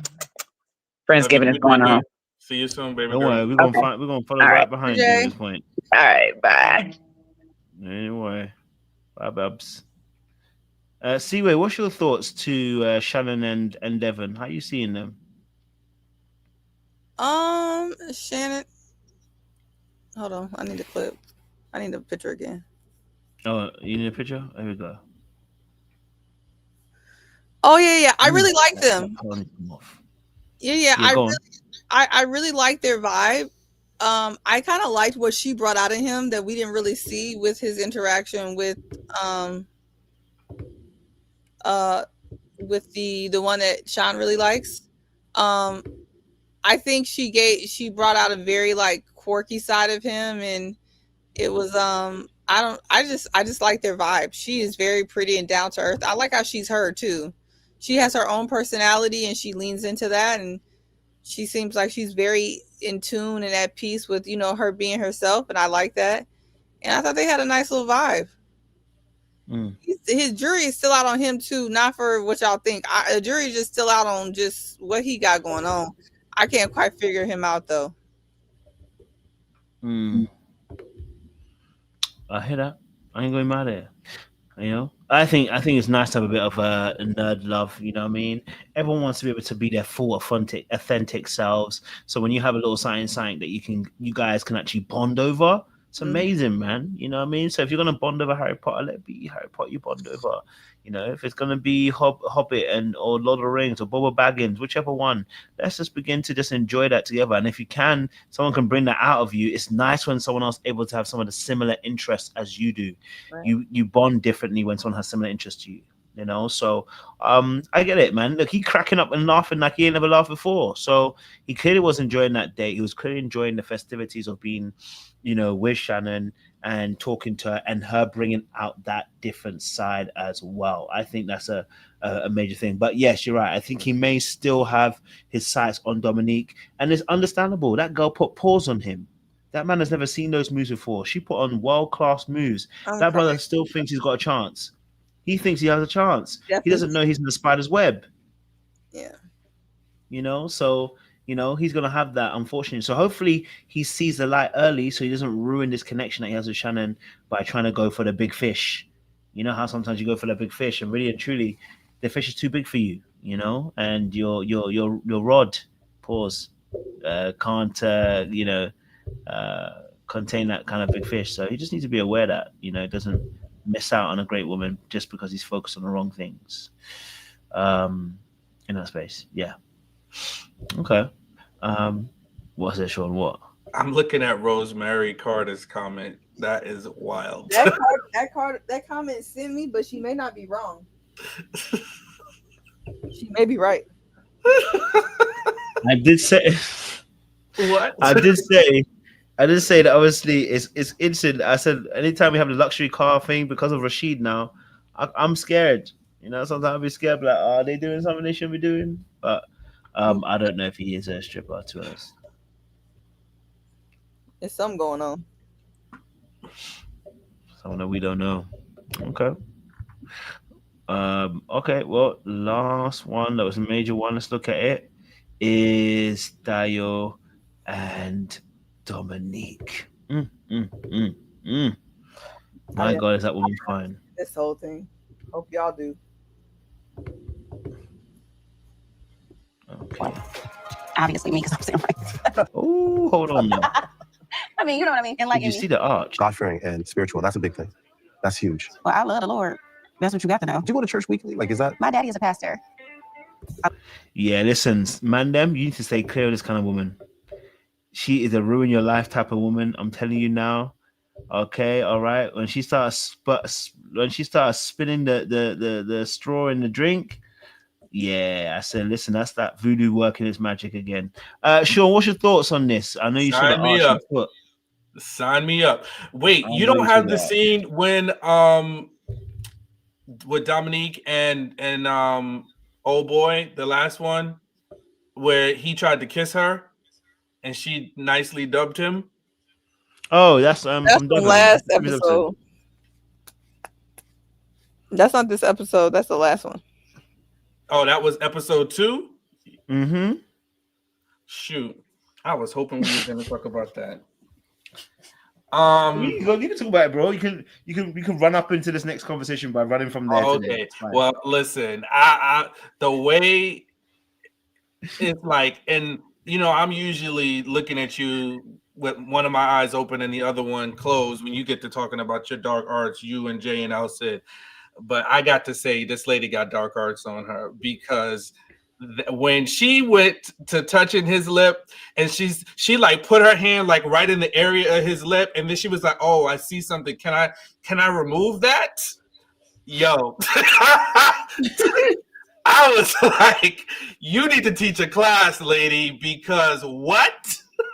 Can I get that right on my lip? And I don't like people touching me in my mouth. You know what I'm saying? Like, I get real germophobia with it, but I would have just been like, But I definitely would not have tried to lean in for a kiss, though. He overplayed his hand. You know what I'm saying? Like, and she was like, the way she did it was so effortlessly. Like, if you're going to dub me like that. Because when she was like, you trying to kiss me? And then she like leaned in and she was like, if you get anything, you gonna get this cheek. You ain't gonna get my mouth. I was like, listen, come pick up your clothes. You got me folded. Because the way she did that, skip to this scene with old boy, I was like, yo, she had me hooked. She had me hooked, the legs crossed, hair beautiful, just like she is. I don't know what it is about her, but she has that energy, and I would be signed up, and she would definitely have me trying to figure out how I'm gonna get my situation together with her. Their conversation did confuse me a little bit because she's a PK. We know PKs, Seaway, no shade, but you know, PKs are a little rebellious, so I get it. But then he talking about my dad's and a mom, and then when she was like, so well, what do you believe? Like, you know, trying to get to the root of it, and he was like, well, I was raised by my mother. All right, brother. Like, come on, brother. Like, let's be serious. Like, let's be so for real. Are you just bumping your gums? because when they started having that back and forth dialogue about what their core beliefs are, I was like, okay, now I definitely can't take him serious. And I kind of starting to not take her serious, because when she asked him, am I going to have to wear them clothes? I was like, Dominique, come on, sis. Because she said, you see his body? Right. Both of you guys are lost in the sauce right now. I mean, see where did you see the arch in the foot? I just need you to understand. Did you see the arch in the foot? Did you see the arch in the foot? I just want you to acknowledge the arch. Just the arch in the foot told me all I need to know. Them sold me. Once that arch came in, I stopped listening. I might also pick somebody who's also Allah too at this point. I get, you know, you can be converted if she was Allah. You know what I mean? But all jokes aside, what was your thoughts, Seaway, to the fact that they had a conversation which was different faiths in that space as well?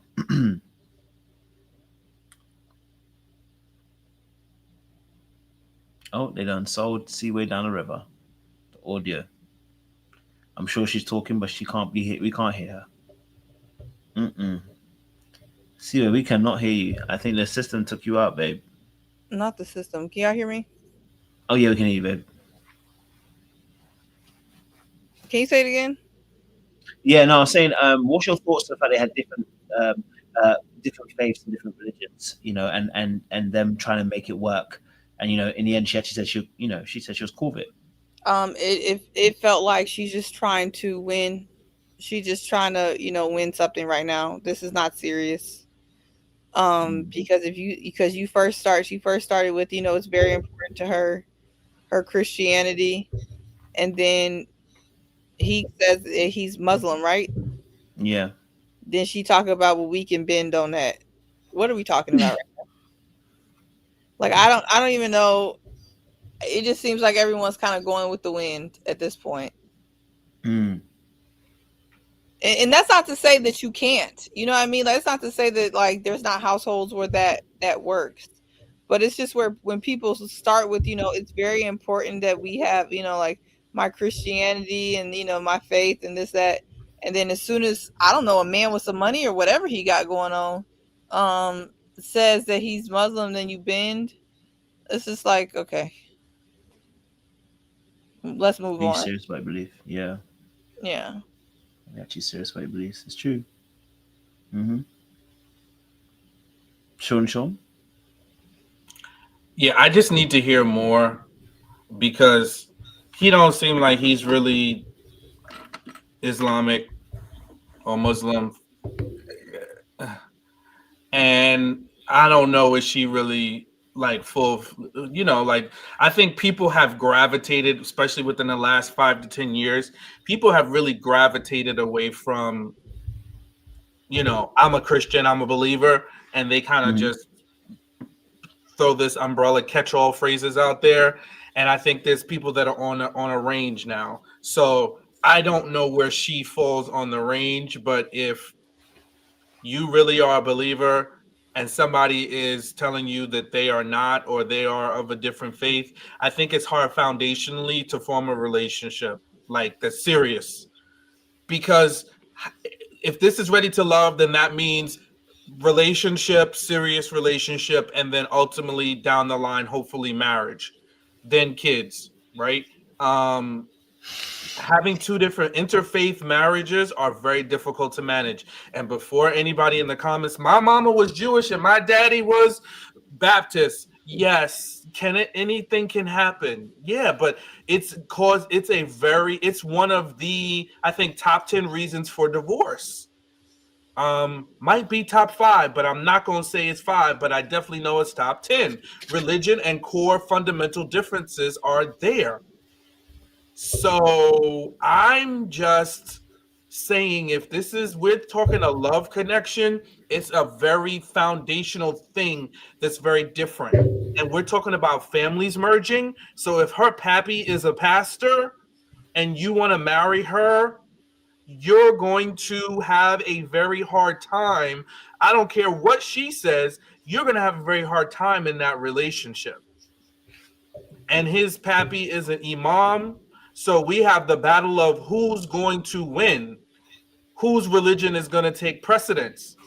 So yeah, I just feel like it's going to be a problem at some point. Maybe not today, maybe not tomorrow, but when things start to seriously get serious, it's going to be an issue.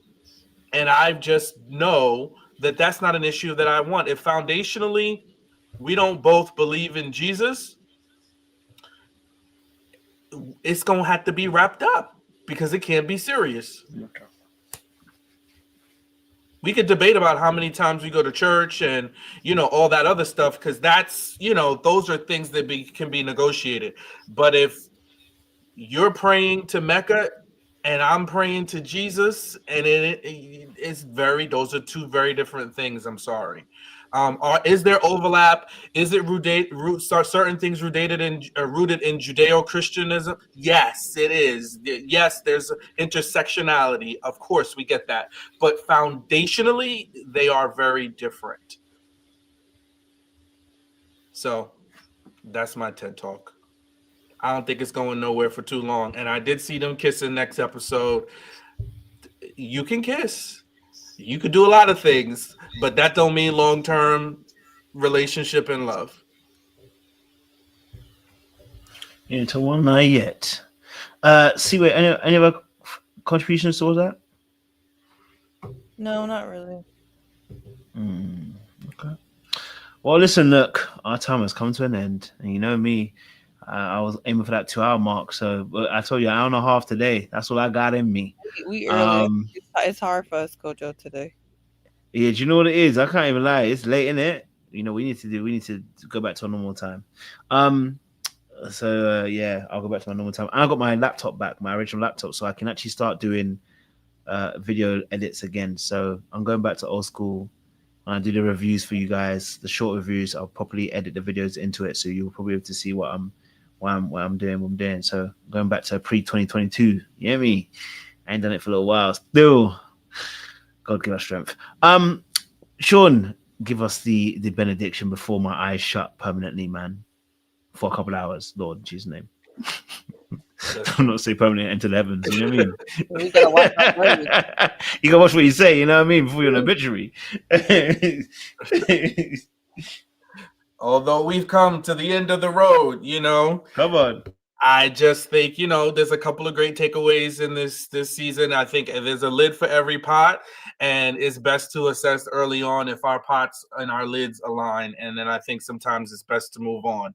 I think the other thing that we have uncovered is, feedback is a gift, and sometimes we have to be open to hearing the feedback that we get, especially if it's people that are experiencing us from the first time, because you may know you, but other people know how they see you. So be open to that. Don't be defensive. Be willing to hear it. Also, like, foundationally, we have to know what are our boundaries. Boundaries are important. Like, what are our non-negotiables? You know, and I think we need to be on the same page foundationally when it comes to our beliefs, right? If we don't share the core beliefs, that's a setup for destruction down the line. You know, you get so caught up in building and liking, and you start realizing your house is not built on a solid foundation, and then the house gets to falling apart. So make sure in the beginning, foundationally, y'all are on the same page. Back to you, Coach. Thank you, Sean. Thank you so much. Okay.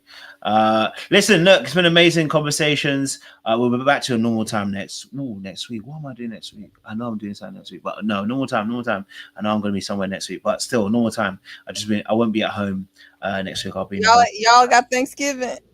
I know y'all don't. Oh yeah, Thanksgiving. When's your Thanksgiving? 27th? Is this week coming up? Yeah. Thursday. Yep. Yeah, Thursday. So y'all gonna be at home? Eating good. Okay, I hear it. We'll try and maybe do something in between then as well for you guys who are going to be at home. Maybe a little special live show.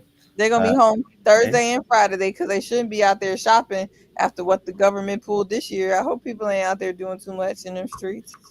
Oh, you know, listen, DT out here. You know, he out here trying his best to make sure he rewriting history. So, yeah, you know, at this point, so you can say God bless you and good luck for that one. But listen, audience, thank you so much. As I said, we'll be back next week for another installment of Ready to Love. Yes, I know Married at First Sight, we've got another live on Tuesday night to do the reunion. Apparently, the next Married at First Sight series is about to start soon too as well, because, you know, now they're on Peacock. Yeah, bro, now they're on Peacock, bro. They're going to be churning them out, blood. Yeah, they're going to be churning them out. So that'll be there as well. So we look forward to, I guess, chopping up about that too. But if you're new to the channel, make sure you like, share, subscribe, click on that wonderful bell button. And for those of you who are returnees as well, listen, don't play with it, stay hydrated, because the streets out there are hot. I'm gonna love you and I'm gonna leave you, okay? All right, but we know we gotta leave you a little video, just a little something, you know, as always, because, you know, you gotta give you a little something to go by, okay? All right. We'll see you again soon. Not on my watch. Not on my watch. That's right. All right. Appreciate it, guys. Good night. We'll see you again very, very soon.